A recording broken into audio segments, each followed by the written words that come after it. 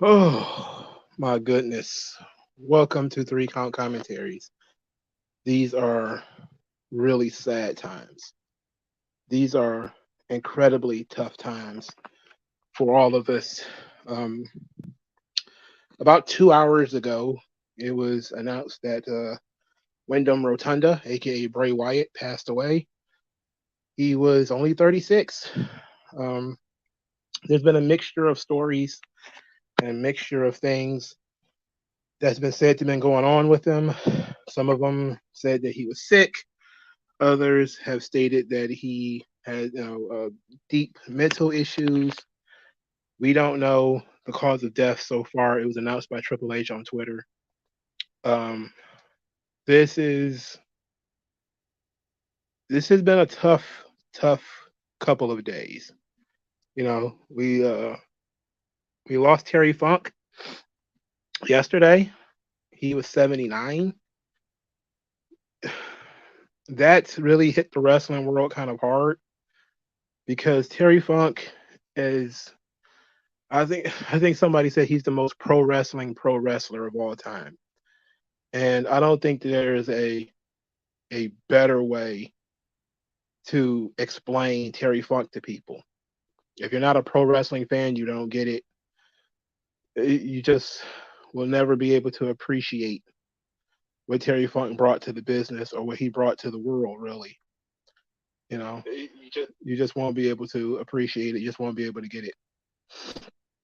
But we're all here to I don't quite know what to do or what to say in relation to the individuals who passed away. Um,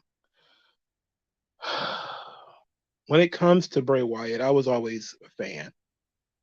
I always thought there was something unique about what he was doing.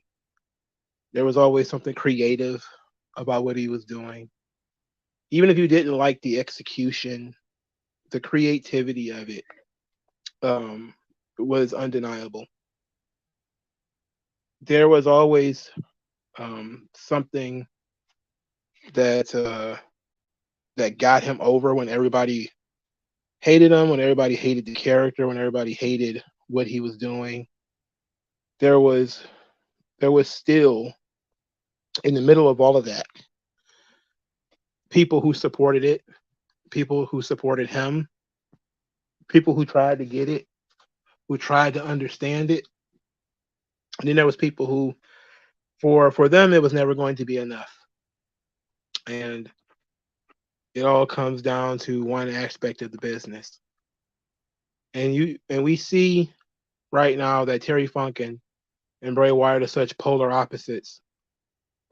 Terry Funk again, the most pro wrestler ever. You know, grit, grime, the nuts and bolts of wrestling. Then you have Bray Wyatt, who is more the entertainer. Stronger promo than he was as a worker. You know, it just it's just crazy how both fan bases, an older guy and a younger guy, just polar opposites, and you get the same reaction, the same emotion out of both of them when they passed away. So rest in peace to Bray Wyatt, Wyndham Rotunda. Rest in peace to Terry Funk. Just floored at what's been going on the past couple of days, and we're not going to be somber here for too long. I'm going to do something special for both guys. Um, it was. I'm not going to say what it is, but we're going to do something special for both of them. Probably one Saturday, probably one Sunday. Hopefully, my schedule works out, or they'll both come out on Sunday. However that goes. But we're gonna try to do something special for both guys. I was a fan of both. You know, even though Terry Funk was already an old man when I was coming up in wrestling, and yes, my version of Terry Funk was actually Chainsaw Charlie. That was the most I had ever seen Terry Funk wrestle because I wasn't watching ECW regularly. I hadn't watched WCW much at all. And of course, he had already quote unquote retired numerous times. And it's it was still tough because I'm one of the wrestling fans that go back. You know, I'm one of the fans that go back, and I've seen the greatness of Terry Funk, and even though I didn't experience it because a lot of it was before my time. Going back, you could really appreciate it, similar to Superstar Billy Graham. The difference being is that Terry Funk was around to create new memories in his 50s. He was creating new memories in his 60s. You know, he was the ECW champion. He was in his 50s. He worked ECW One Night Stand against Mick Foley. I think he had to have been in his 60s at that point in time. He was a guy who had wrestling in his blood. It was in his DNA. In down to his very being, down to his very bones. He gave everything he had to this business. You couldn't ask Terry Funk for more. How dare you to do so? And Bray Wyatt was in it not for a long time, but for a good time. The guy debuted in 2011, 2012. He started the Bray Wyatt character. It's been a little over 10 years. Almost all of it in WWE, but with the exception of those couple of months where he wasn't working for the company anymore. Terry Funk was beloved. Even in matches that were probably not that great, people remember them fondly. And he got good credit for, just going out there and doing it. Bray Wyatt was criticized very heavily by a certain sect of the fan base. I don't wish them any ill will. I really don't. I mean, you like what you like. You don't like what you don't like. But, because if something was to happen to a wrestler that I've criticized, I'm telling you, I'm not going to turn around all of a sudden and say what they were doing was great. So I'm not going to hold their feet to the fire on that one. I'm just going to say I wish that people really appreciated his creativity and what he was trying to do more. But we know that they don't, and they didn't. They didn't appreciate it at all. All right, we're gonna one more time. Rest in peace to Terry Funk and Wyndham Rotunda. So we're gonna get into some fun stuff, the Q&A, and where this was a Q&A that our good friend Darren Gordon-Hill referred to as homework. I give you a homework assignment, but this was the reverse Q&A. This was where I asked you questions to get to know your guys, your likes and dislikes, because I talk about myself way too much on this channel. So this Q&A was about you. It was about you telling me stuff. And of course, I was going to answer some of these questions myself, but this 25 questions here is probably way too many. Black Sand 97 says Sean Ross said Bray Wyatt had a heart attack. You know what? I think I'm going to wait. I think I'm going to wait for the official autopsy, because there's a lot of stuff floating around now.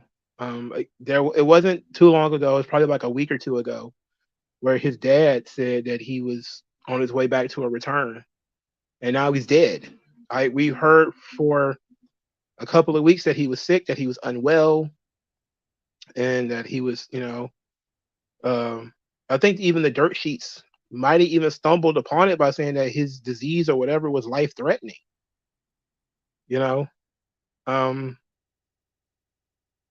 So we don't know, and until we're sure, I don't want to speculate on what happened to him. But 36, I'm older than 36. A third right wing is absolutely correct at this time. Children lost their father. A wife lost her husband. That's the most important thing. He has very young children too. All four of his children, I believe, are very young. AJ3 would like to have a moment of silence. I would say we should have several. After the moment of silence, of course, we will get into the Q&A. So one moment of silence for us all, for Terry Funk and Wyndham Rotunda.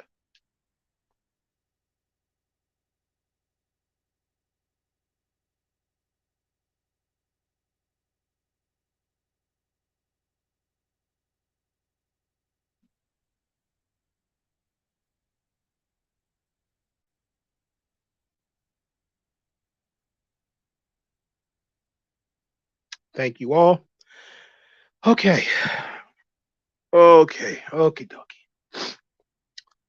I'm gonna punch through this one because the Bray Wyatt thing took me so by surprise. I was ready to just have fun and sit here and talk shit. It's hot as hell in Detroit. I cannot stand the fucking summer. I hate the summer. God, I wish it could just be October year round. October is perfect. Not a lot of snow, but it's not hot. You know, not much snow. It's a little chilly. You might need a jacket. You might not. But this goddamn August, ugh, shit. What were you thinking, God, when you decided to make August and June and July? What the hell? I hate these. I hate being hot. Ike to Don says, what was my favorite version of the Wyatt family? The original. The original version of the Wyatt family. The Orton version was fun too, though. All right, let's get into the Q&A. These things were basically virtually impossible to answer. I see, because I'm looking at this thing and I'm saying to myself, how did anybody answer this? D-Mac, his answer is, 1, you've given the ability to run WCW, TNA, or AEW for 5 years. Which one would you want to run, and what would be your top creative idea? Oh my God, Special J, 100 degrees in a hurricane. That's what, California? Oh, Florida. What? Oh my God. Absolute nasty. Nasty, nasty weather. My hair is still wet. I just jumped out the shower. My hair is still wet. I got water everywhere. Oh, Vegas. Oof. Oof. Hell yeah, it snows in Detroit. It snows all the fucking time in Detroit.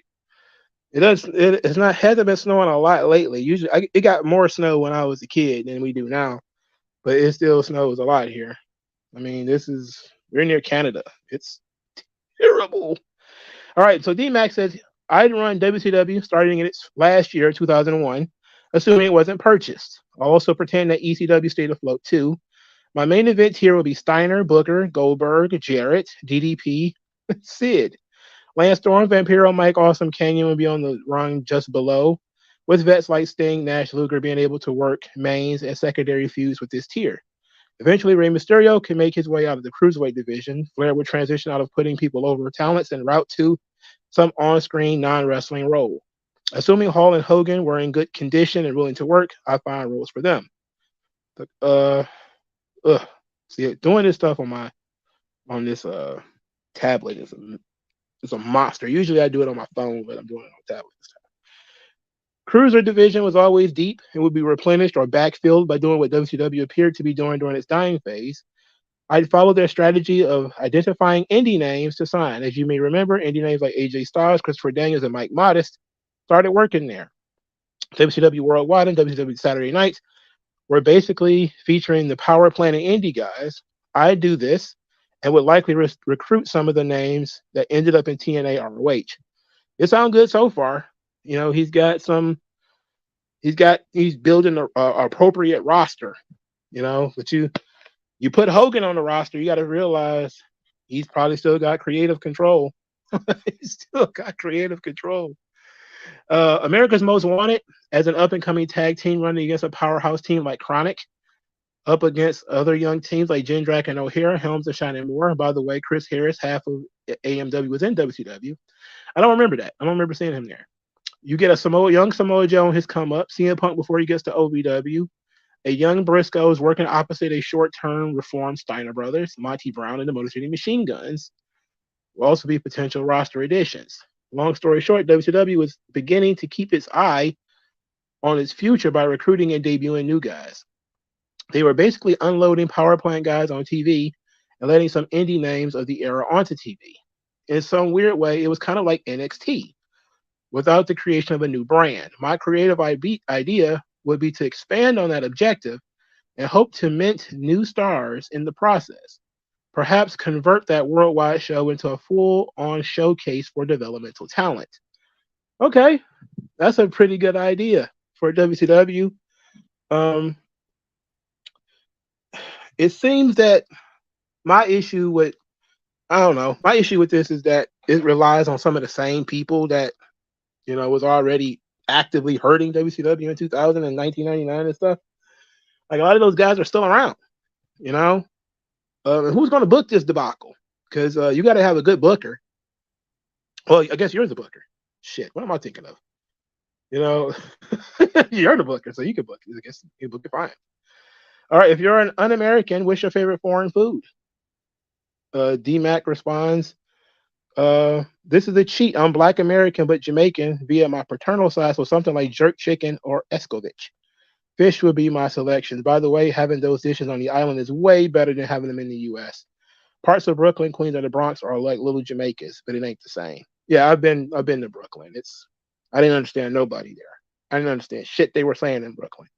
I ain't know they wanted to kiss me, kill me, fuck me, or what. I ain't know what the hell is going on. I was in Brooklyn for 10 minutes and turned around and was like, I don't get it. I don't understand these niggas, man. I realized very quickly that there was a lot of Jamaicans in Brooklyn. Your favorite women's match? So he says that he hasn't given that a lot of thought, but he'd probably be most invested in the Mania match between Sasha and Bianca.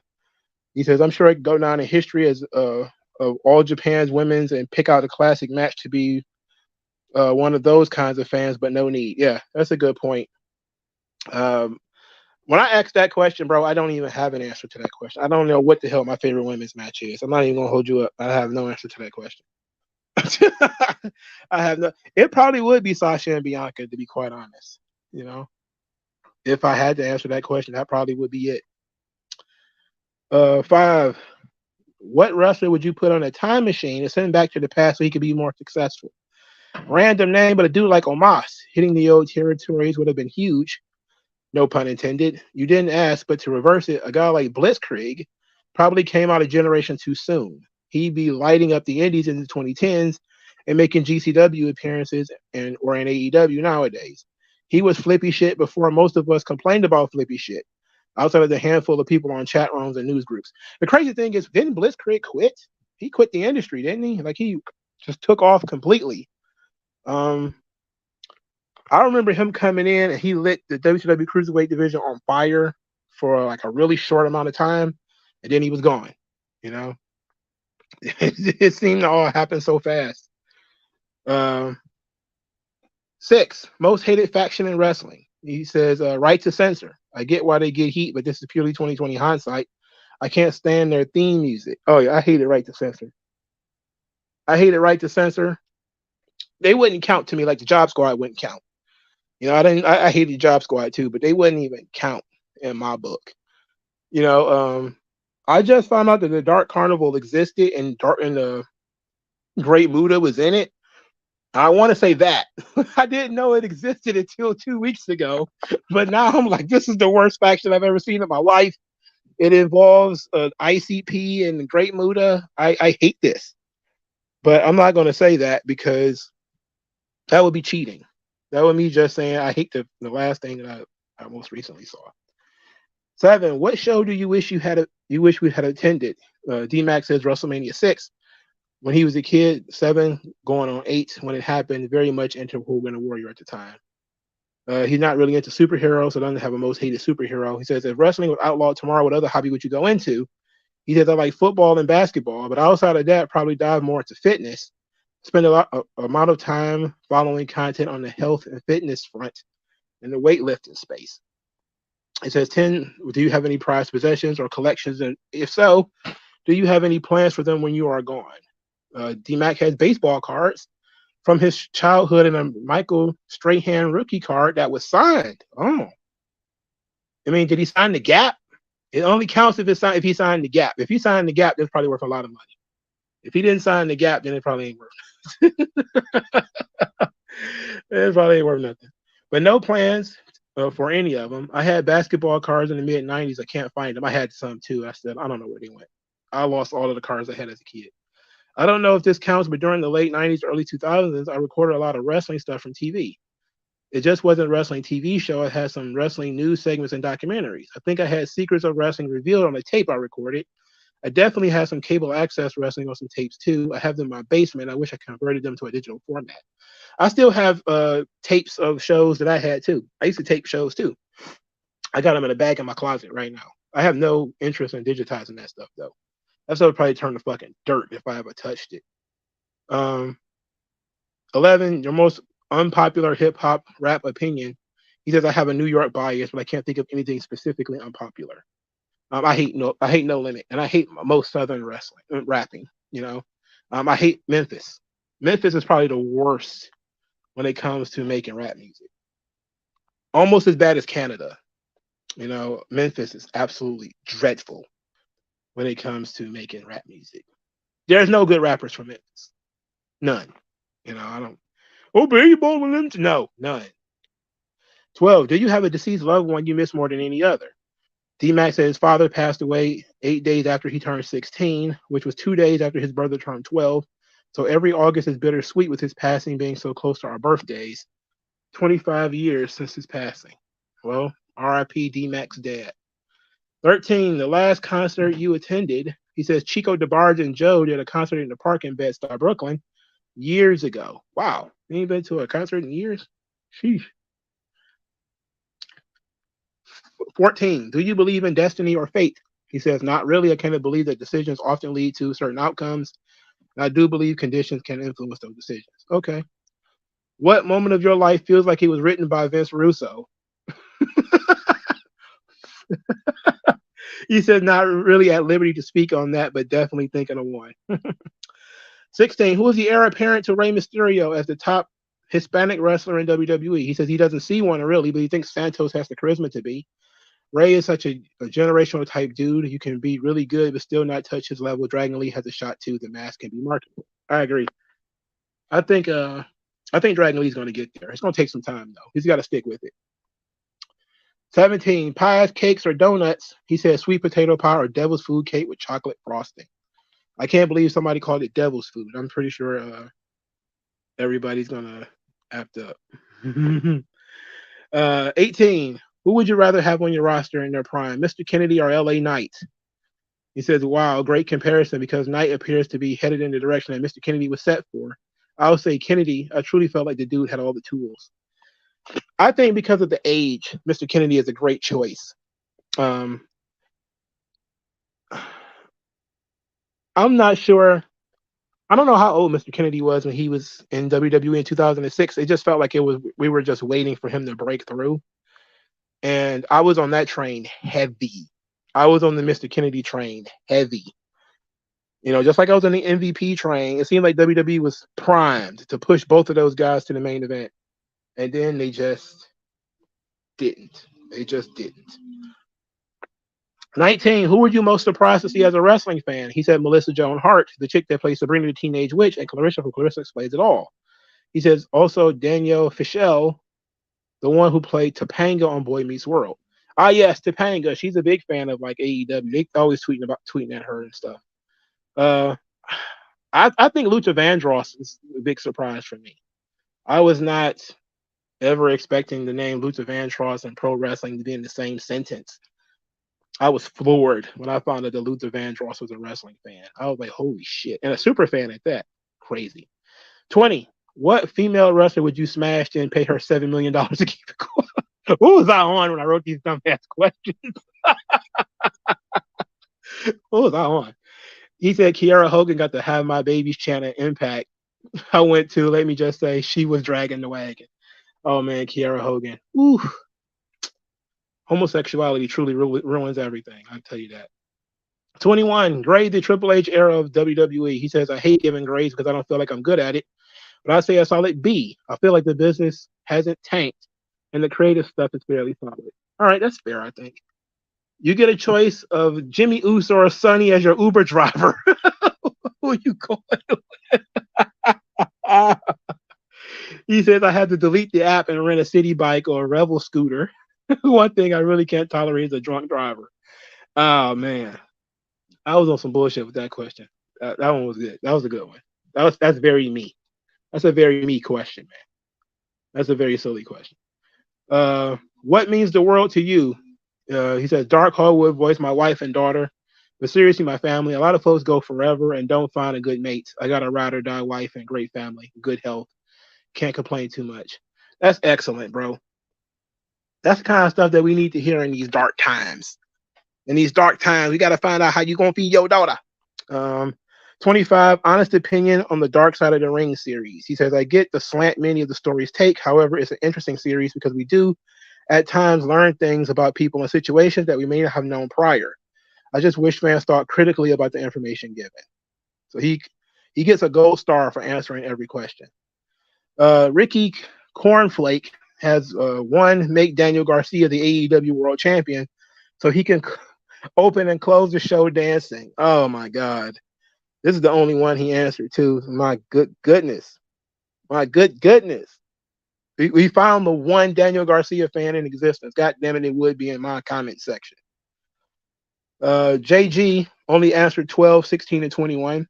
He says his grandpa, because his grandpa showed him and took him to watch Lucha Libre and visit him in Mexico. That's excellent. Very sweet.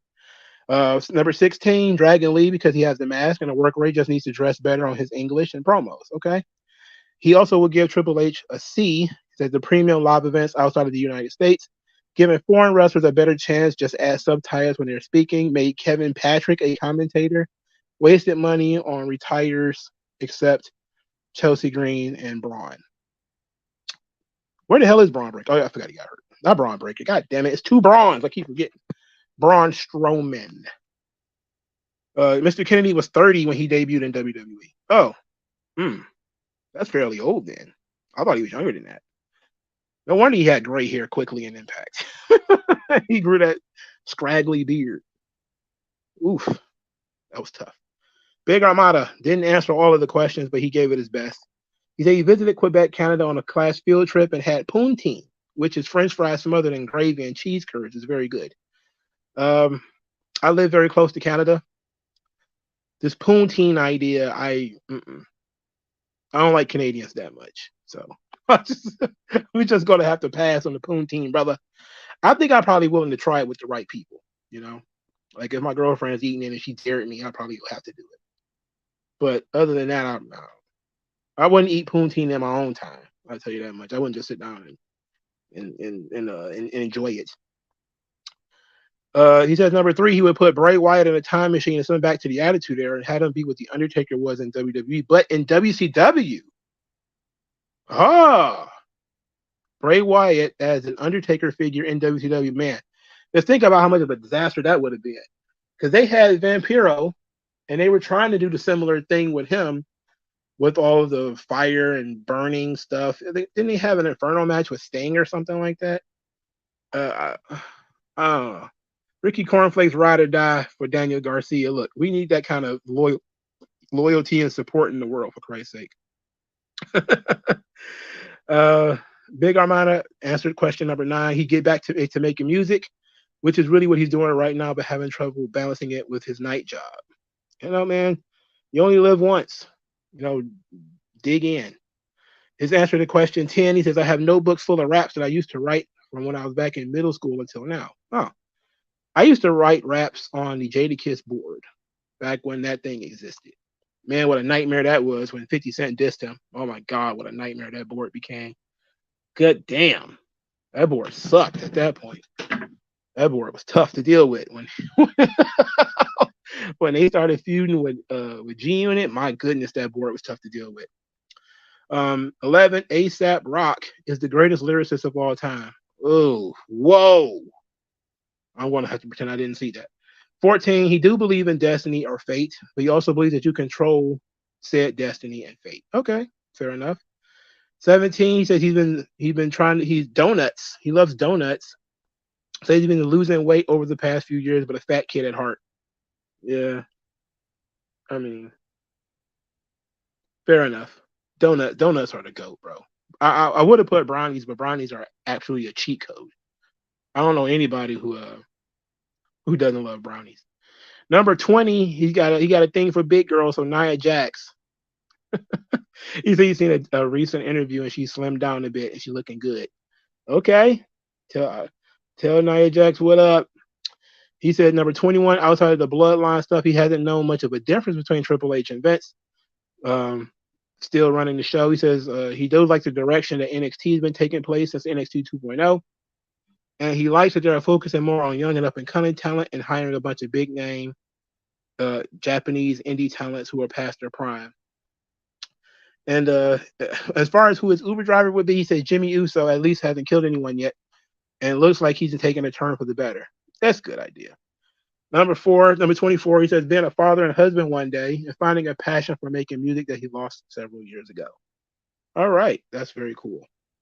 Mitch Colburn says TNA, his main creative ideas would be to have Daphne be the one to be throwing Awesome Kong rather than Taylor Wilde, and focus more on homegrown talent rather than the ex-WWE guys. Taylor Wilde sucks. She even sucked then. Jesus Christ. Oof. It's that was nutty. I cannot stand Taylor Wilde. She sucks. Mitch Colbert likes quesadillas, but that's the closest he could think of. I'm pretty sure quesadillas are American. I'm pretty sure quesadillas are American. There was no question 3. That was my bad. 4, he likes bra and panties matches. He would freely admit. He says for regular matches, it'd be Tiffany versus Thea, just because it's the most invested he was in a women's feud. Fair enough. That's very cool. Craig Cross and Scarlett, he was in the time machine. 6, he hates the bloodline. Number 7, when WrestleMania 4, when Savage won the big one. So he wanted to be there for that. He said number 8, he will all of them except for Iron Man. He hates superheroes except Iron Man. All right. Number 9, he will go into NASCAR, collecting trading cards, listening to music. Okay. He says he has sports and wrestling, trading cards, but no real plan. And he says it all sucks big balls. You know what? I started thinking about that as I buy cards and stuff. I always think about where's this stuff going to go when I'm not around anymore, because who gives a fuck about my wrestling cards but me? And that was the nature of that question. That's where that question came from. And I still don't have a plan for it. But I think all my manga, comic books and stuff, I want them to resell it or get rid of it. Just, don't just throw the stuff in the garbage. Take it to a comic book store and resell it. Get what you can. Some of that stuff is because I'm a reader, not a collector. So I got some manga that might be water damaged or something like that. You can basically give that stuff away. Put it in some of these little free libraries around here.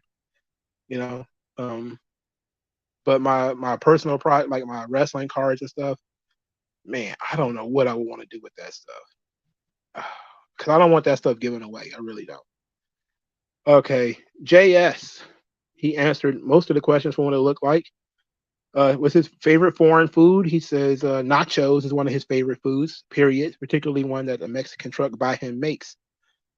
Mexican nachos are really delicious. They're so good. His favorite women's match is Charlotte and Rhea from WrestleMania this year. What wrestler would he put in a time machine so he could be more successful? Bray Wyatt.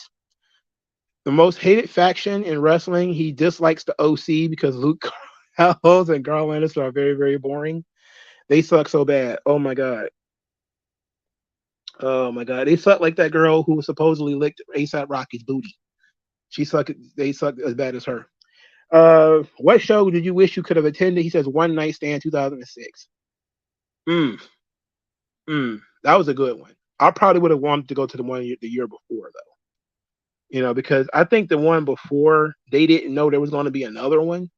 So they went all out on that one in terms of fan engagement and ECW hype. So I probably would have went to the early one. Okay, most hated superhero. He thinks Ant-Man is dumb. 9. If wrestling was outlawed, he says he'd probably learn the guitar. I wanted to learn how to play the guitar too, but I never got around to it. 10, he says, does he have any collections or prized possessions? He says he has books, and he had them donated if no one wants them, but he doesn't really collect anything. Yeah, that's it. That's pretty good. I got tons of books and stuff. He says that he never attended a concert, but he listens to older music. So some of his favorite musicians have passed away by now. Interesting. He says that he thought that Angel Garza could have been the one to be the Hispanic star to take up for Rey Mysterio, but they messed him up. He's a big fan of pies and of Mr. Kennedy or LA Knight in their prime. He would have wanted Mr. Kennedy. He said he hasn't seen him since he was little, but remember him being better in the ring than LA Knight, and they have pretty similar characters. Yeah, that was the point. He says, "Who are you most surprised to see as a wrestling fan?" He says Snoop Dogg, uh, because he's supposed to be cool, whereas most people think wrestling isn't cool. Yeah, but a lot of rappers have been wrestling fans. Rap and wrestling go hand to hand. I mean, Wu-Tang Clan was cool as fuck, and every time they talk about wrestling, RZA talks about how he's a wrestling fan. Method Man was a wrestler. He actually showed up at SummerSlam that one year. They put him on camera, so that was very cool. He could have probably got closer seats, but I don't know. He decided to go at the last minute or what. Um, he will give Triple H a D plus or a C minus, and says that he's lucky he's got the bloodline, that he's elevated Cody Rhodes and JD McDonough, or in Judgment Day, I guess that means. He said even though they lose, that's not necessarily too much. But there's a lot of people he's either ruined or done nothing with. That is absolutely true. That's my number one issue with TN Pyro says that he had the best quesadilla on his life in Cozumel. Oh, okay. I've had some pretty good quesadillas, bro. Um, I had some pretty good quesadillas. I had some pretty good quesadillas. Quesadillas at like some of the Mexican restaurants, they can be pretty good. You know, I didn't know the. I'm not really much of a condiment guy, but that sour cream with the quesadilla, mwah, that's a lot of dairy though, because it's cheese on that joint. He says, would you rather have play one full season in the Super Bowl or lose the main event of WrestleMania in 44 seconds? He says, main event WrestleMania, that'd be more memorable than one play. Yeah. Also, you're probably getting a video package, and you'll be in that video package forevermore if you main event at WrestleMania and lost in 44 seconds. You'd be in a video package for the rest of your life. You would be known for something. All right. 305 Johnny says he would run TNA. He would buy it for $5 to put it out. He has to get it out of Canada and put it back on American soil. He would fire 87% of the roster, but keep the ones who signed 5-year contracts. Shut Impact Wrestling down, go off the grid for 2 years, and reboot it like Eric Bischoff would have done in WCW 2001 as a new entity of its own. Well, they tried to do that, which is how we ended up with Impact. You know, they wanted to get rid of the TNA name because of the connotations that came with the company being named TNA. So they tried to reboot it. So we're gonna try to reboot it again. I guess it's a fair shot, you know. His favorite women's match is Asuka versus Ember Moon from NXT Takeover Brooklyn 3. He says it's literally his favorite women's match of all time, the best ever in NXT, way better than Banks versus Bayley. Even if Ember lost, he couldn't be mad at Asuka winning. She's one of the biggest things NXT ever had. Great technique, storytelling, spots near falls, totally recommended. I agree. I had that very, very good match. You know, that was a very good match. A lot of Asuka matches in NXT were, you know, the bomb, of course. He would put Keith Lee in the 80s, have him snort coke and hang out with Junkyard, Butch Reed, Coco Beware, and take that Bearcat gimmick in the territories like Mid-South World Class Championship Wrestling and be a possible replacement for the Junkyard Dog. He'd have been like, what was that called him? The Snowman and all of those guys, because I don't think he has that kind of charisma. I don't think he's got the charisma of JYD. I don't think he's got that kind of magnetism either. You gotta remember, JYD was a homeboy. You know, Keith Lee, he's got good diction. You know, like he speaks so well. You know, and I'm not saying that because the black man he don't speak niggerish, but he speaks very well, and it betrays how he looks. You know, if you're gonna do something with Keith Lee, he should be like the Kingpin. You know, or if that's going to be the case, that should be his sort of gimmick, and he should be more like the Kingpin. He says 6. He says Bullet Club. He hates Bullet Club. When it started out, it was solid during the Devon years, but then they lost them when it became an NWO ripoff. Worst of all, the stable had been limping along for years. You could argue the decline began when Styles and the Good Brothers left, but the group definitely should have ended when the Elite left. Now it feels like a shell of itself and it's gotten stale. Oh, it's beyond stale, bro. You can smell Bullet Club from Japan, for Christ's sake. It's that much of a corpse. You could that joint is dead. And yeah, they should have ended it when AJ Styles left, if we being honest. WG Phil is back. He says that one, he would run AEW just to fire all of the problem children like the Elite, MJF, Brits Click, 50% of the women's division, and sell it to WWE. You imagine who would get sued if WWE ended up buying AEW. They suing them now. They'd probably sue the shit out of them then. 8, he hates Deadpool, the progenitor of the Harley Quinn, the boys type of comic book characters. That's a good point.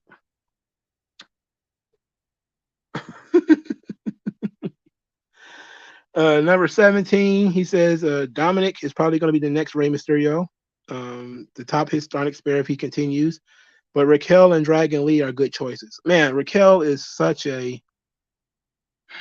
she's an interesting choice, but Raquel, I'm not sure she got the charisma.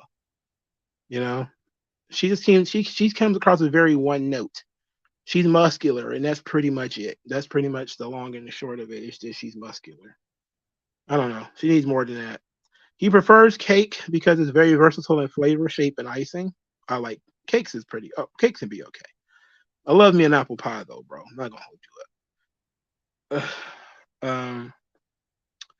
He said he paid EO and Tiffany to tell about the hush money. He do it himself.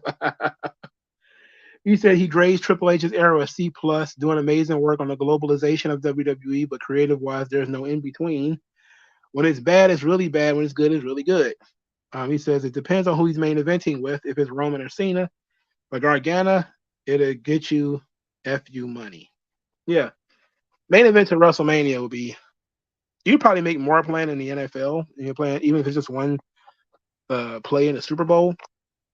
But man, people don't remember Super Bowl games like that.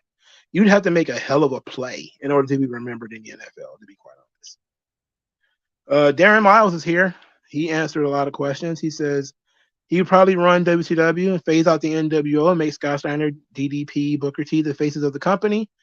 And he would try to build around a young, fresh talent and try to focus on personalities and storylines and not try to overcomplicate things like Vince Russo did. He says, Hogan, Nash, Hall, I will keep them around to give rub the people. I'll honestly keep the Cruise division the way it was around 97. And he will honestly push Raven and the Flock even more. He said that'd be it'd be a cool stable to replace the NWO. The only difference is that they won't overstay their welcome. I don't know. The Flock kind of sucked. The Flock kind of sucked. The Flock kind of sucked. Yeah, I don't know. I'm not so sure about the Flock. I think they sucked. Do I think Triple H is a better booker than Tony Khan? Yes. Look at All In. He supposedly sold 80,000 tickets and he was still changing the card 4 days before the event. Come on, bro. That's just ridiculous. I mean, due to things, not because, hey, this was outside of his control. Bro, he should have known about these visa issues weeks ago.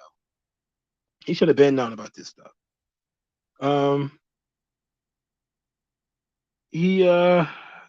Miles loves Chinese food. I'm talking about Chinese food or American Chinese food. There's two different things. He said his favorite women's match was one where Lita almost killed herself. Okay, which one? Because she almost killed herself in multiple women's matches. He said he would probably put David Schultz in the time machine, put him in the year 1997 so he can go against Steve Austin. That would have been fun, right? Before David Schultz did something stupid like tried to fight Mike Tyson and fuck over $1 million, then you have to fire him just like Vince did. He says, to him, the most hated faction in wrestling are the Elite and the Dark Order. Oh my God, I hate the Dark Order. Woo! They real bad. He says he would have loved to go to SummerSlam 2002. That would have been great. That would have been great. He says he really hates Ant-Man, but that's because he doesn't like ants. If wrestling wasn't around, he just played video games. He wants to give all of his future things to his son, and that his most unpopular opinion is that Eminem is trash. His discography is trash. I think that's a really good point. I don't think people can say Eminem's a whack rapper as much as M makes songs that have they age like milk. Like there are certain things Eminem has made that's vocally very good, but the content and the subject matter is absolutely no good. And he misses his Uncle Henry. I miss my Uncle Henry, y'all. Uh, 305 Johnny says he loves Chinese fried rice and chicken. All right. He says he hates MAGA rap, or he says he likes MAGA rap. Let's see. MAGA rap, I think, is just people don't know. People know they can't rap and know the fans don't care nor listen to hip hop music, but as long as it's a tribute and support Donald Trump and the Republican Party. Okay. I can't. Well, that's obviously just negatives towards MAGA rap. I'm on the fence about MAGA rap because some of it is okay, but not all of it. Some of it is all right. All right. So this whole thing about Sean Ross Sapp snorting coke because he leaned off camera and then he started. The thing is, he kept wiping his nose and he looked a little jittery. And he even, hit him with the Bobby Brown jaw a little bit. I don't know what was up with that. I don't know why he did that because especially since he said he was sneezing and blowing his nose, that was his excuse. It's a perfectly sensible answer. I'll say that much. I'm not going to say the guy was snorting coke when it's entirely possible he could have been blowing his nose. I'm just going to say that. But the amount of traction that tweet got was crazy. I can tell you that much. That tweet got crazy traction. I was expecting to see like powder on his face or something. The way people were reacting to it when he just leaned off camera and then he came back and then his excuse was he was sneezing. I was like, well, it seemed like it might have been okay if he was sneezing. All right. He misses his aunt who died from cancer. R.I.P. to 305 Johnny's aunt. He says he went to Jay-Z's Fade to Black tour in 2003. That was supposed to be his quote last tour, wasn't it? Before he decided that he was going to pump fake everybody on the retirement tip. He was just retiring because everybody didn't like him at that point, and he's about to snake Damon Dash, which I'm then saying is right or wrong. It's just he wanted to create a new Jay-Z, and he went about doing that by quote unquote retiring and then coming back. Once he had the power and the authority, and he was done with, he had the authority to get rid of Rockefeller and all that kind of stuff, and to control other people. He came back, but whatever. He believes in fate. He would bang Lola Vice and pay her $7 million. He gives Triple H a C+, and he says, I think it's a hit and miss. They don't go sleep enough, and they leave go deep enough, and they leave out important information in Dark Side of the Ring. That's a really good point. That's a really good point. GK Aaron says that he would run AEW. He would reform the NWO and call them the Bullet Club Elite because WCW was on TNT and TBS in the 90s, and AEW is his spiritual successor. He says he loves egg rolls, and they are his favorite when he go to Chinese restaurants. They give egg rolls as a freebie at the Chinese joint I go to. God, those egg rolls are really good. And then I put them in the air fryer the next day because I almost never eat. I'm going to eat the whole plate of Chinese food. I know I'm not supposed to, but I do that shit anyway. And I'll eat the egg rolls the next day. Out of the air fryer, ooh boy, when you crisp up the egg wrap a little bit, oh my goodness. That shit slap. Usually there's probably some Chinese food left. I usually don't eat every bit of it. Usually some rice or some meat left, and I just mix in the egg roll with that, and it slap. It's crazy. His favorite women's match is Charlotte and Rhea Ripley from this year. He would send Baron Corbin back to the territory days. You know what? That'd probably be for the best. Sending Baron Corbin back to 1979 or something like that might be great for his career. He hates the Bullet Club. They say it died years ago but since the Elite left, there's no need to have it around. That's a good point. What show do he wish he could have attended? He said WrestleMania 30. It was in New Orleans, and I'm from Louisiana, but my mom didn't want me to go because it was way too many people. You know, that's actually a pretty good response because I do know people who have said they would go to smaller shows before they go to a bigger show. Because and then I found out at SummerSlam, it is a nightmare to get out of the building when it's 50,000 people or whatever. It is an absolute nightmare to get out of that building, to get out of the arena and everything. Oh, what a terrible time that is. He hates the X-Men. He finds them really boring, and they all feel generic, and there's too many of them. He said if wrestling was done to outlawed tomorrow, he would pick up more sports like boxing and MMA. Okay, that's fair enough. I mean, I feel like that would be a natural way to go, really. He said most modern hip hop is good, and compared to the old shit, it's about the same in quality. Oh, I disagree. I strongly disagree. I'm pretty sure a lot of people will too. He said Dominic is the heir apparent to Rey Mysterio. He's being very serious. He likes donuts over cakes or pies. He would rather have LA Knight in his prime. He says that Ice Cube Jr. is most surprised to see a wrestling fan. The amount of tweeting he does about wrestling is what surprises me. He tweets about wrestling a lot. You know, I didn't know he tweeted about wrestling that much. I thought he just watched it here and there. I didn't know he was like full on. I am going to live tweet every Raw, and I didn't know he was going to do that, but he does.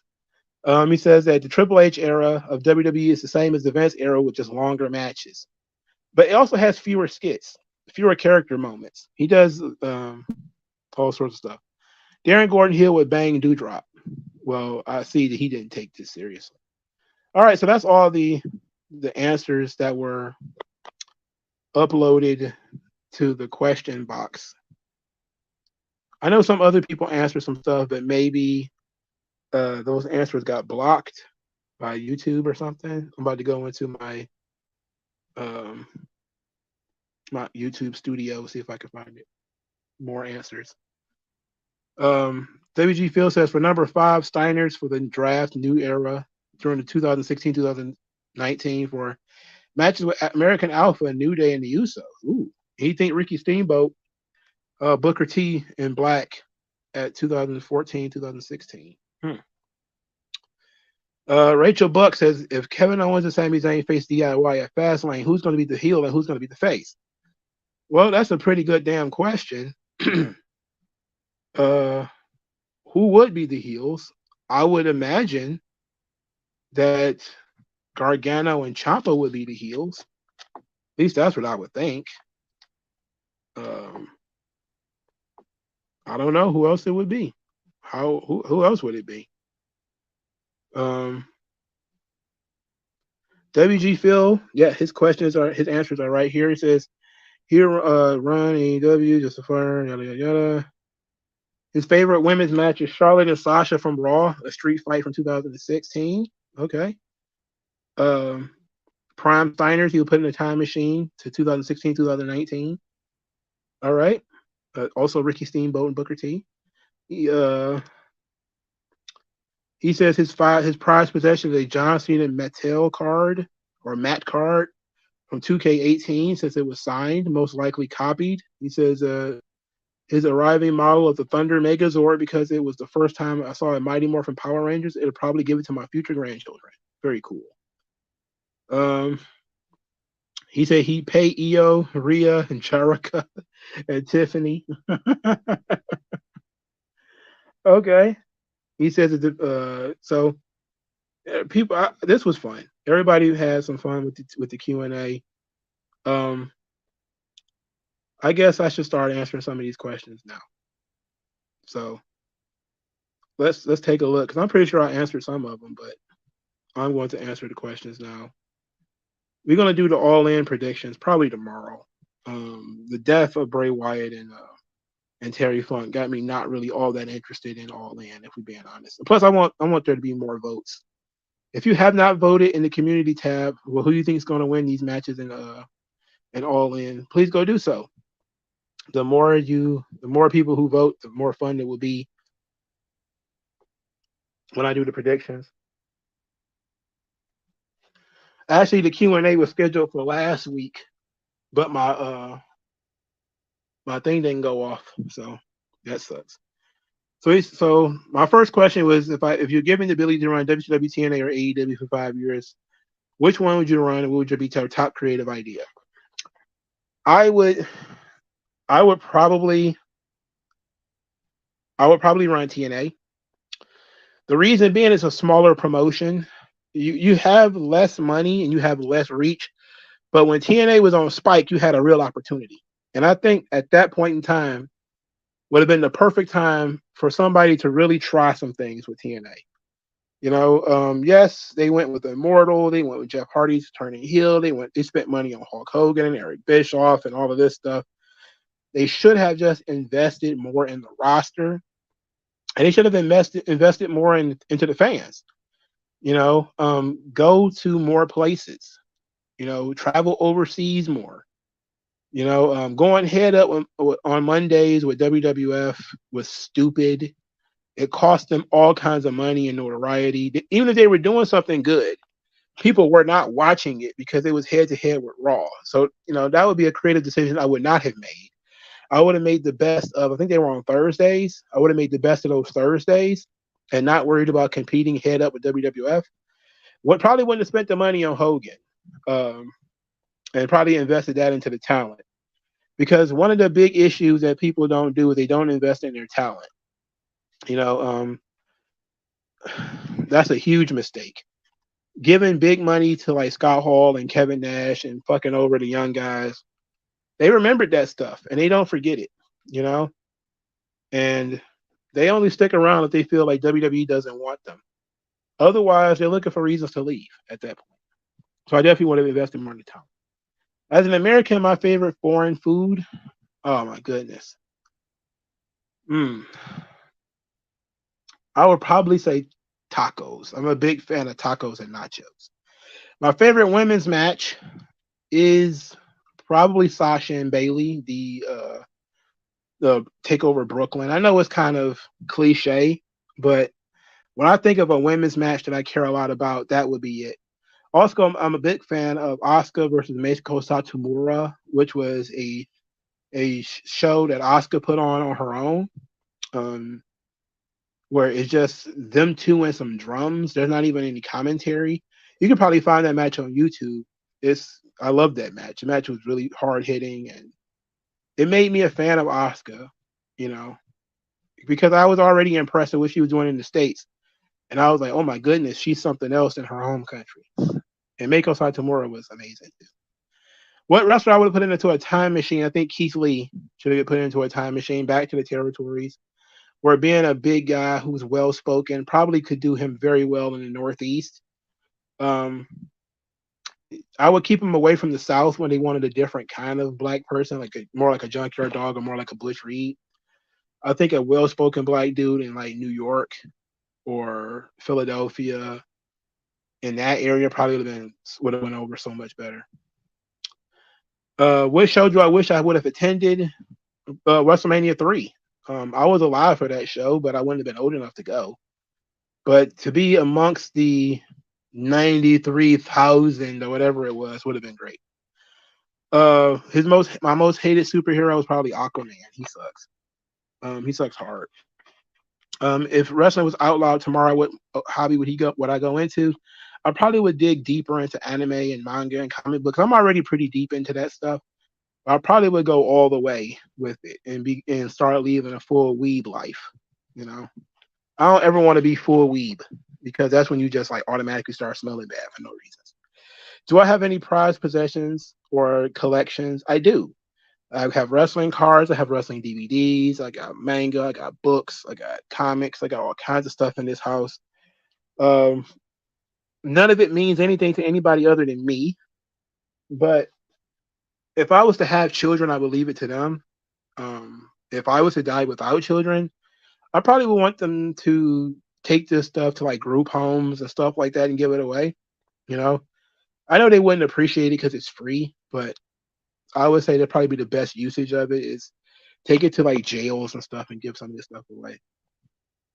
What's my most unpopular rap opinion? I already said it. I don't like Memphis. I know some people are very big fans of the 8 Ball and MJG, or they're big fans of Hypnotized Minds, 3 6 Mafia, all those guys. I hate those guys. I hate them so much.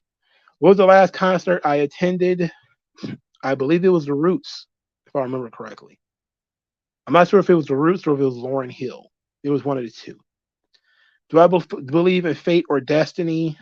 I believe that you make your own fate and your own destiny. I believe that, in free will, that you have the ability to do things yourself, and make it happen yourself because nobody else is going to make it happen for you.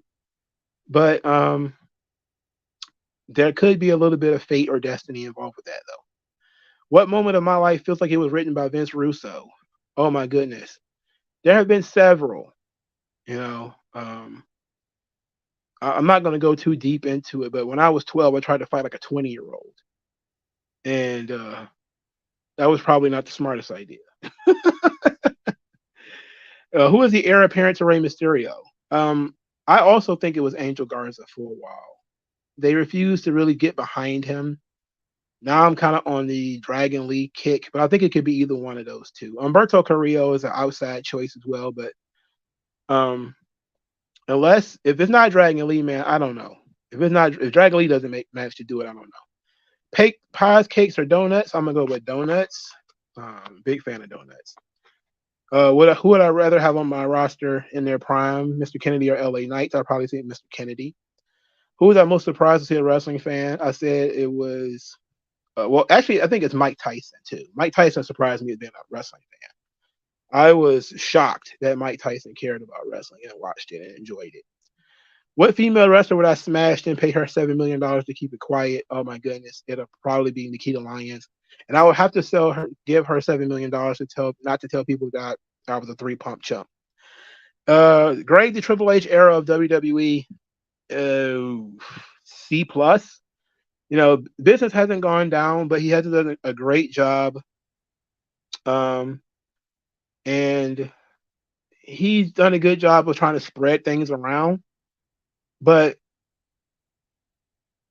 he's definitely leaning very heavily on the bloodline and faction warfare and all this kind of stuff, and it's getting kind of old. If I had a choice between Jimmy Uso and Sonny as an Uber driver, I'll probably go with Jimmy Uso. Like somebody said, he hasn't killed anybody yet. Would I rather play one full possession in the Super Bowl or main event WrestleMania? I would rather main event WrestleMania because you get to walk to the ring, you know, get the big entrance with all of the people cheering or booing or whatever would be exhilarating. I wouldn't even care how long the match was. Just to have that walk to the ring would have been something special for me. 23, that's 20, or 24, what means the world to me? Um, this was based off a Cameron song.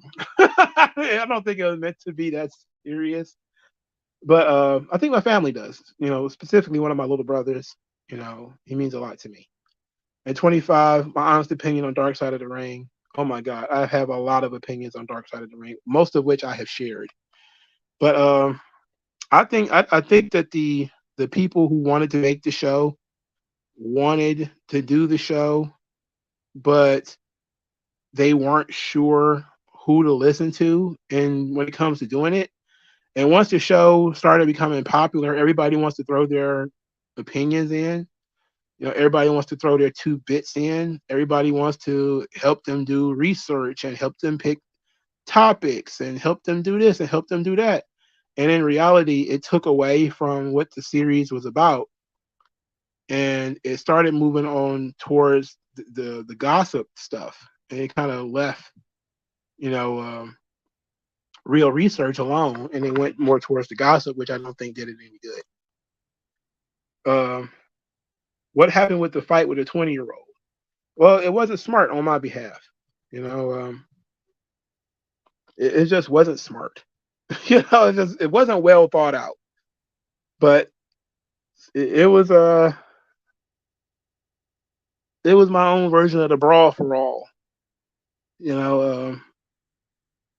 I had a couple of occasions. Like I only lost 2 fights in my entire life, both of which was to people who was older than I am, both of which was about when I was feeling myself. One of them was when I had beat up the little brother.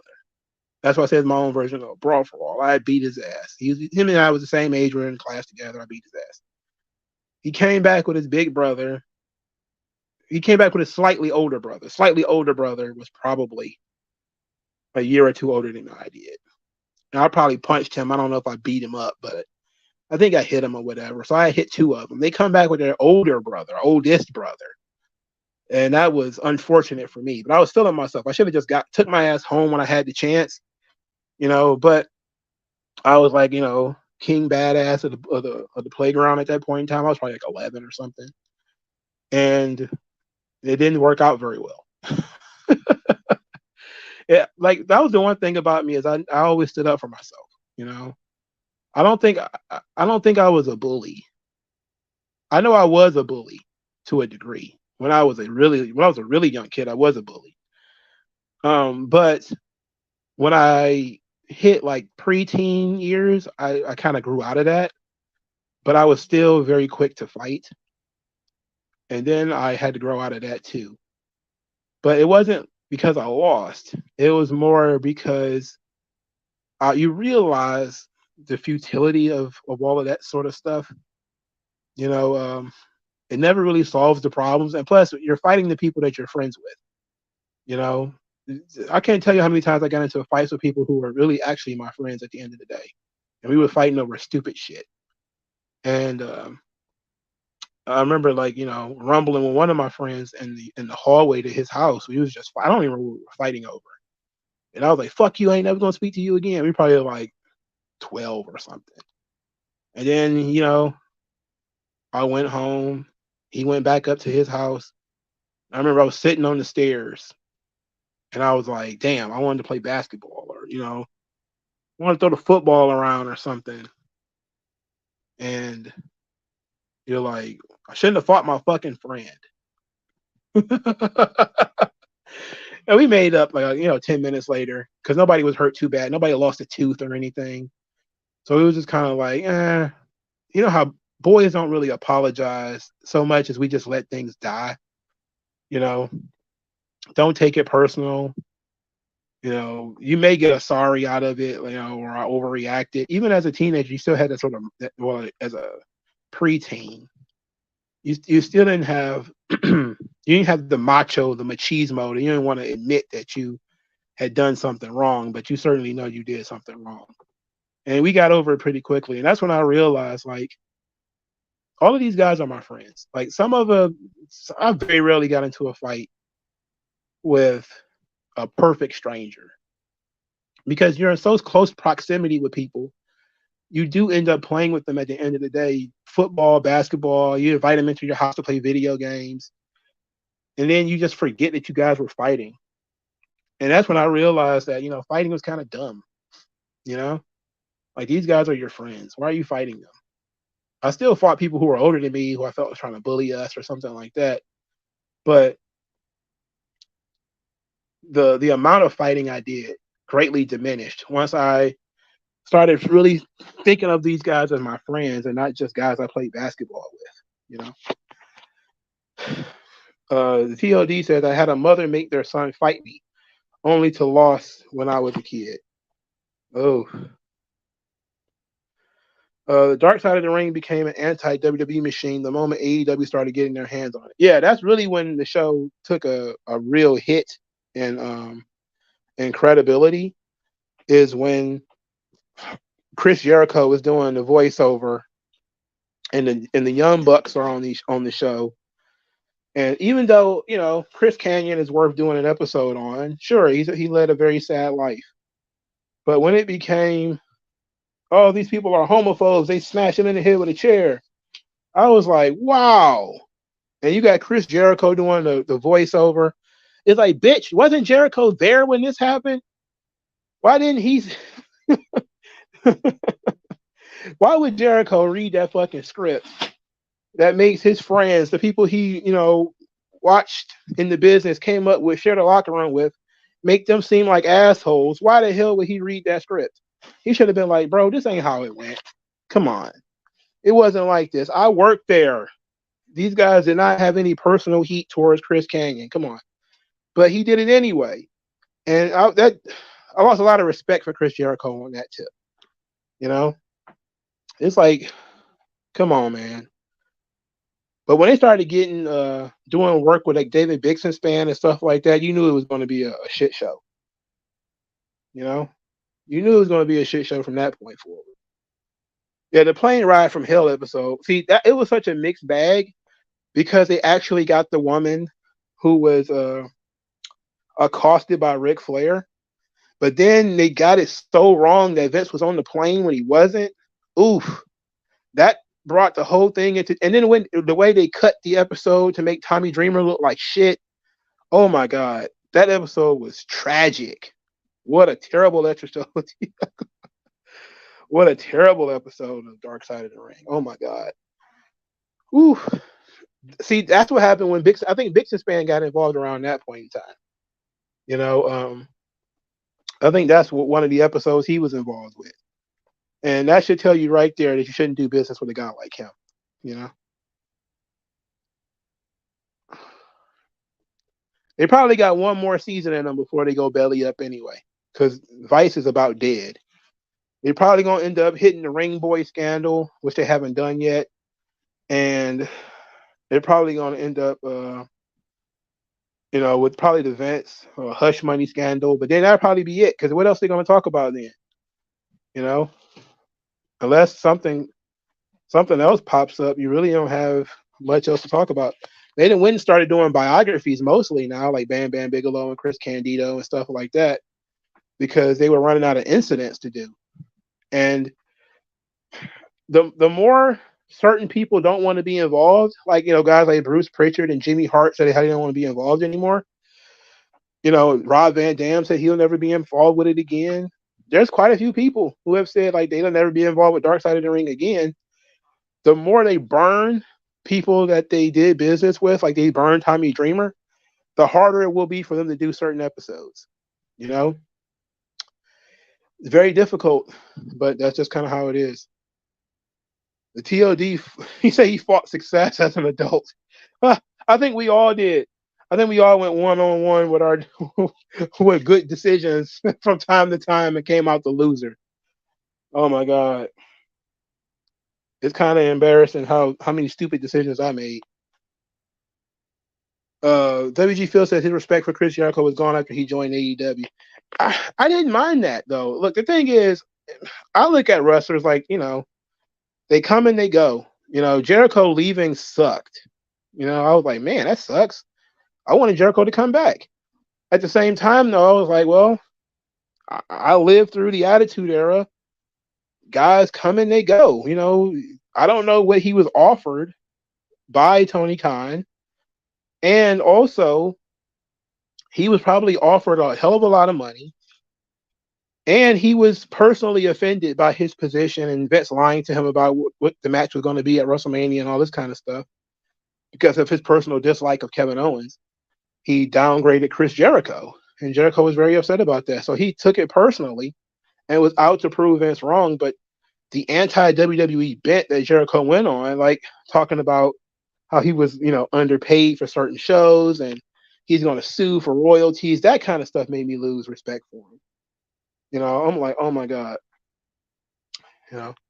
Oh yes, the Dana Warrior incident. When they made a T-shirt out of her comments, they started selling T-shirts. They made a backdoor deal with Martha Hart, where they were selling Owen Hart merchandise. They didn't tell anybody they were going to do that. Look, it's fine if you want to do that, but you should at least tell people that you're doing business with this woman. And you should also have told the story that it was probably her choice that no other Harts be interviewed for that episode because she was the only one that answered any questions or spoke about it. And what she was saying was not 100% true. And they were probably on the verge of getting sued for that episode too. Because I get wanting to have Martha Hart get her story out there. But when she comes with all of these strings attached, you should have known something was up. You know, I'm not saying that Martha's a bad person. I'm not saying that. I'm not saying that she's even, has no right to be upset. Of course she does. But when somebody wants to control the narrative that much in a situation, you have to question it. You know, like Owen is dead. She doesn't need to control the narrative. She already got the moral victory. She is a widow. She got the moral victory already. What more does she need? But she also needs for nobody else to counteract anything that she says. And it's like, what would they say? You know, like all the things that she's accused the other hearts of doing, like doing business with WWE. Like she's accused her sisters-in-laws of, you know, because especially since Davey went back to work for Vince after Owen died, it was a bunch of, well, they all rely on Vince for income and all this kind of stuff. And it's like, that's an okay argument to make. But here it is 20 some odd years later, and you guys are still beefing. You haven't come to grips with that. It's very sad. It's very, very sad. All right. It is very hot. We are. I want to turn the AC back on, but the AC not working. I mean, the AC kind of sucks. I need to turn on this big old industrial fan. That joint's gonna hit. I already know it. But I thank y'all for showing up, man. I guess we all just gonna sit back and see what's going on with this Bray Wyatt thing. It's still a very touchy subject. But I thank y'all for showing up here. Hopefully this hour and 15 minutes, he took your mind off of it for a little bit. But we're gonna try to do something special for them this weekend. Until then, y'all, peace out.